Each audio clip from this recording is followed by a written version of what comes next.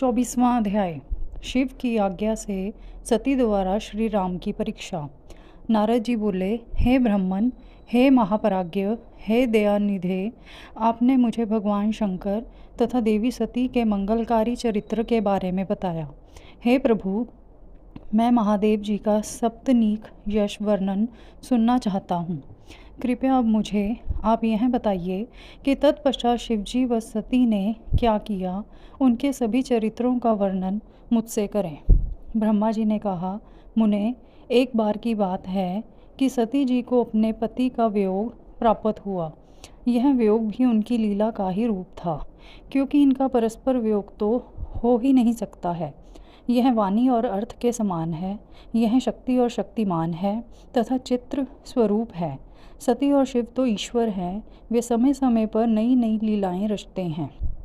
सूजी कहते हैं, महर्षियों, ब्रह्मा जी की बात सुनकर नारद जी ने ब्रह्मा जी से देवी सती और भगवान शिव के बारे में पूछा कि भगवान शिव ने अपनी पत्नी सती का त्याग क्यों किया।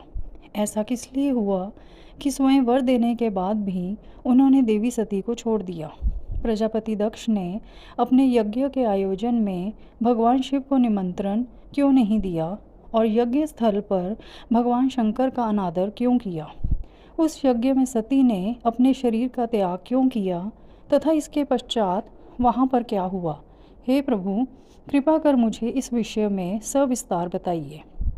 ब्रह्मा जी बोले, हे महापराज्ञ नारद, मैं तुम्हारी उत्सुकता देखकर तुम्हारी सभी जिज्ञासाओं को शांत करने के लिए तुम्हें सारी बातें बताता हूँ।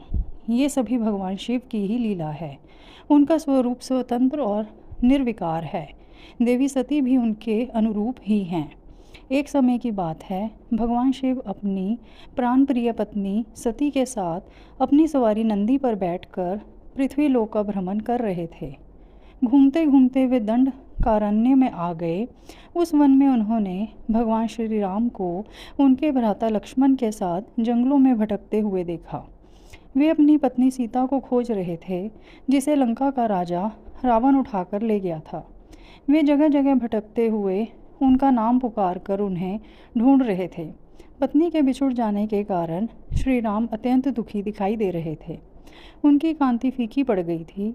भगवान शिव ने वन में राम जी को भटकते देखा, परंतु उनके सामने प्रकट नहीं हुए।